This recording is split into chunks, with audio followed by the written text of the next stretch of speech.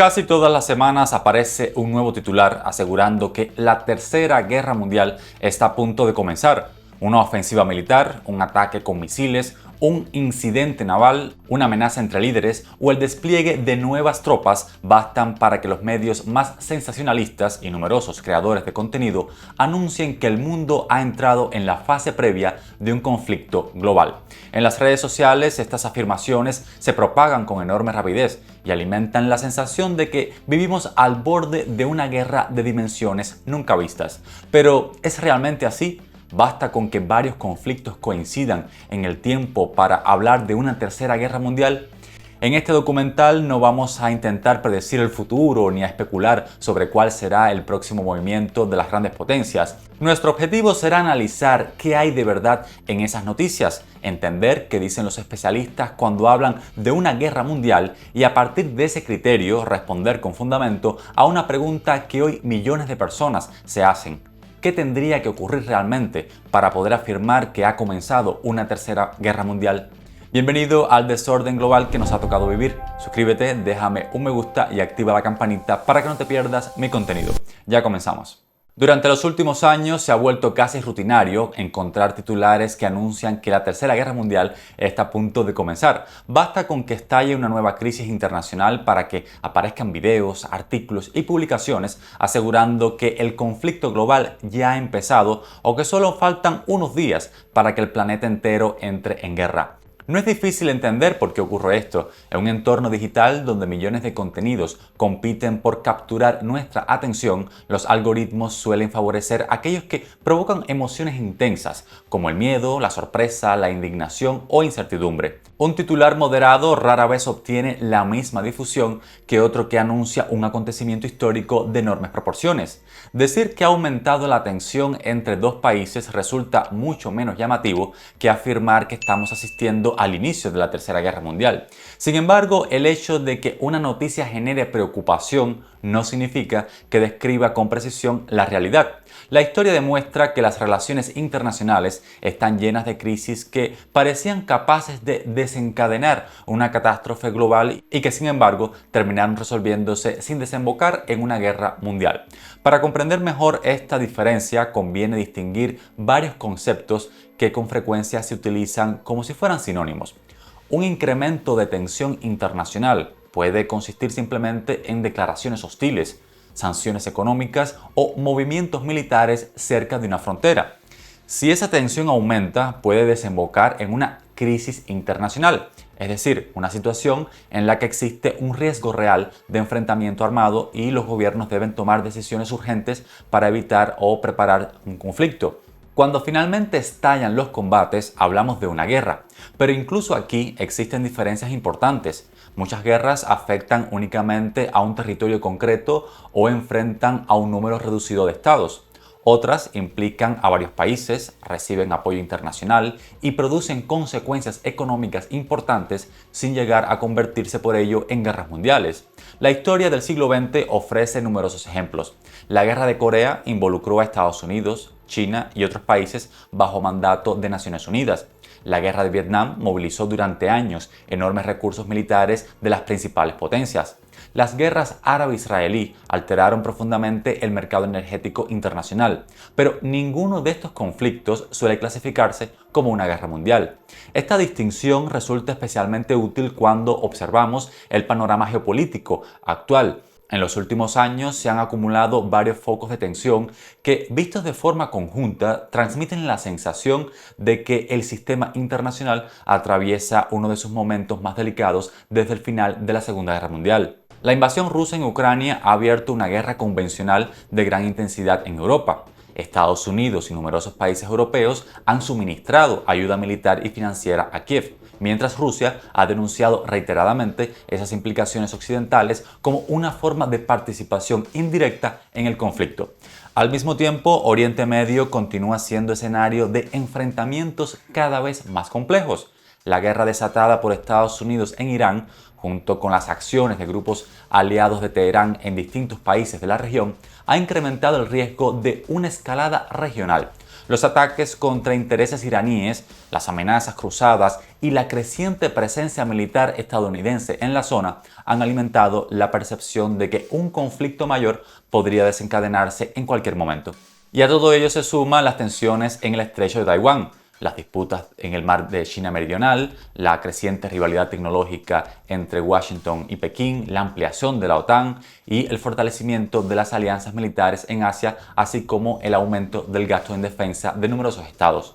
Si se observa cada uno de estos acontecimientos por separado, todos poseen su propia lógica, pero cuando se contemplan en conjunto resulta difícil pensar que distintos conflictos independientes podrían terminar fusionándose en una única guerra global. Entonces, si Rusia, Ucrania, Estados Unidos, Irán, varios países europeos, China y otros actores terminaran enfrentándose militarmente al mismo tiempo, ¿podríamos afirmar automáticamente que habría comenzado la Tercera Guerra Mundial? La respuesta no es tan sencilla. En realidad no existe ninguna definición jurídica internacional que establezca qué debe entenderse por guerra mundial. Ningún tratado internacional fija el número mínimo de países implicados, ni determina el momento exacto en que un conflicto adquiere esa categoría. Por ello, los especialistas recurren principalmente al análisis histórico. Cuando historiadores, estrategas militares y expertos en relaciones internacionales estudian las dos guerras mundiales del siglo XX, encuentran una serie de características comunes que permiten distinguirlas de otros conflictos de enorme violencia.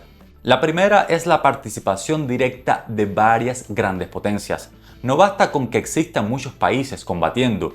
Lo determinante es que los principales centros de poder militar, económico e industrial del sistema internacional entren en guerra entre sí. La segunda característica es la formación de alianzas militares enfrentadas. Tanto en 1914 como en 1939, los estados no combatieron de forma aislada. La existencia de compromisos militares hizo que un conflicto inicialmente regional terminara extendiéndose a numerosos países que se sumaban a los bloques que ya estaban enfrentados. Otro elemento fundamental es la existencia de múltiples teatros de operaciones simultáneos.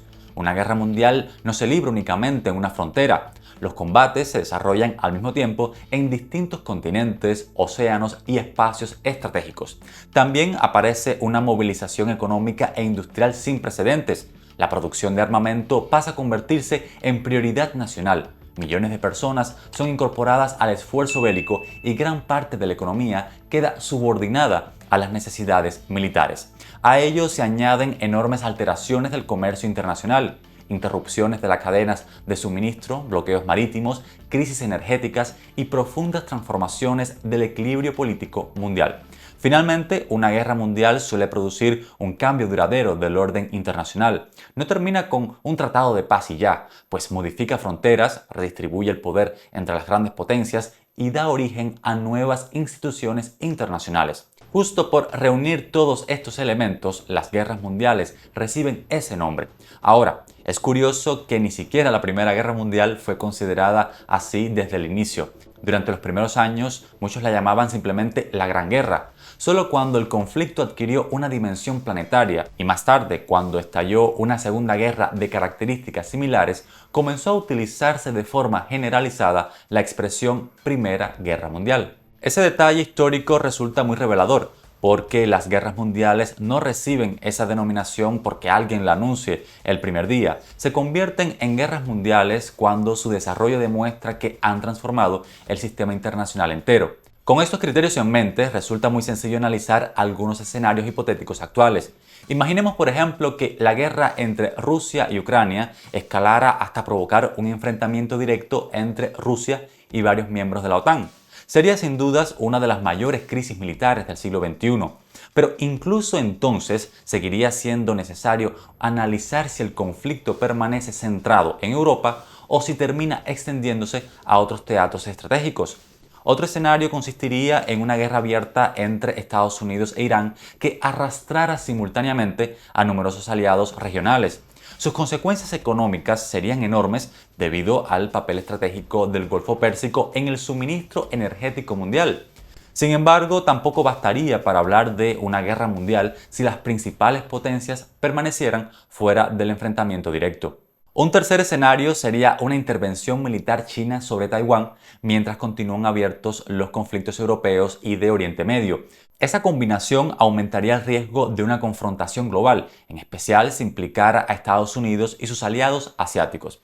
Finalmente, podría producirse una activación simultánea de varias alianzas militares, obligando a distintos estados a intervenir de acuerdo con sus compromisos de defensa mutua.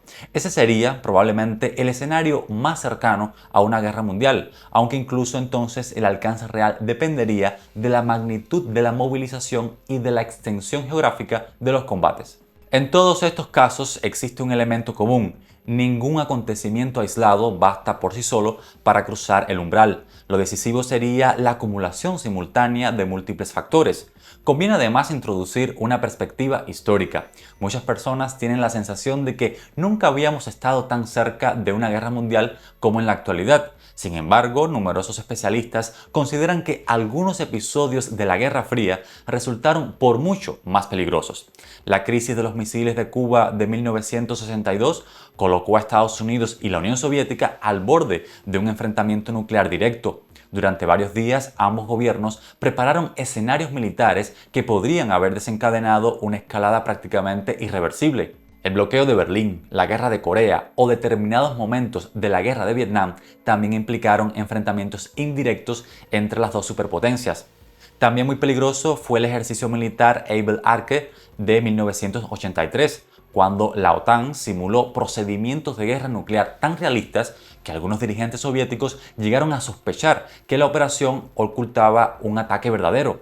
Poco después, el oficial soviético Stanislav Petrov recibió una alerta que indicaba el lanzamiento de misiles estadounidenses. Contra los protocolos establecidos, este oficial decidió interpretar aquella señal como un fallo técnico, lo que evitó una posible respuesta nuclear basada en una falsa alarma. Estos episodios recuerdan que el mundo ya ha atravesado situaciones muy peligrosas sin llegar a cruzar el punto de no retorno. ¿Por qué? Pues en gran medida por la lógica de la disuasión nuclear. Desde mediados del siglo XX, las principales potencias saben que una guerra directa entre estados con grandes arsenales nucleares podría provocar una destrucción inaceptable para todos los implicados. Esa realidad no elimina las rivalidades, pero sí modifica la forma en que se desarrollan, de modo que buscan por todos los medios vías alternativas para no llegar al enfrentamiento directo, porque, tal y como dijo el célebre Albert Einstein en 1949, no sé con qué armas se luchará la Tercera Guerra Mundial, pero la cuarta se hará con palos y piedras. Por eso hoy observamos con mucha mayor frecuencia guerras por delegación, donde las grandes potencias apoyan a distintos aliados sin enfrentarse directamente entre ellas. También proliferan las sanciones económicas, las restricciones tecnológicas, los ciberataques, las campañas de desinformación y otras formas de competencia que permiten ejercer presión sin llegar a un conflicto militar abierto. Paradójicamente, vivimos en un mundo donde la competencia entre potencias es intensa, pero donde también existen enormes incentivos para evitar una confrontación directa. Claro, eso no significa que una guerra mundial sea imposible, solo que el camino hacia ella sería mucho más complejo de lo que sugieren los titulares alarmistas. Además, la propia globalización introduce un elemento de confusión. Hoy un conflicto localizado puede afectar de inmediato al precio del petróleo, a las cadenas mundiales de suministro, a los mercados financieros o al transporte marítimo internacional. Sus consecuencias pueden sentirse casi en todos los continentes, aunque los combates se desarrollen en una región concreta. En otras palabras, un conflicto puede tener efectos globales sin ser todavía una guerra mundial. Llegados a este punto, la pregunta inicial requiere una respuesta mucho más matizada. Lo más probable es que, llegada de verdad la Tercera Guerra Mundial, nadie la anuncie como tal, ni el día en que oficialmente comenzó. Eso ya se encargarán de hacerlo los historiadores. El verdadero indicador no será un único misil, una sola invasión o una crisis diplomática grave. Lo determinante será comprobar si coinciden al mismo tiempo varios elementos: un enfrentamiento directo entre grandes potencias, la activación de alianzas militares, la apertura de múltiples frentes en distintos continentes, una movilización económica e industrial de alcance global y una transformación profunda del equilibrio geopolítico internacional. Pero más allá de que estemos en presencia de una guerra mundial o no, lo cierto es que resulta vergonzoso para todos nosotros como humanidad que a estas alturas del siglo XXI todavía nos estemos peleando como los bárbaros de la antigüedad. ¿Es esa nuestra naturaleza? ¿Algún día encontraremos la paz universal? Me gustaría leer tu opinión en los comentarios. Espero que el video te haya sido útil, suscríbete, déjame un me gusta y activa la campanita para no perderte mi contenido. Ahora te invito a seguir en mi canal con este otro video que te propongo. Hasta pronto.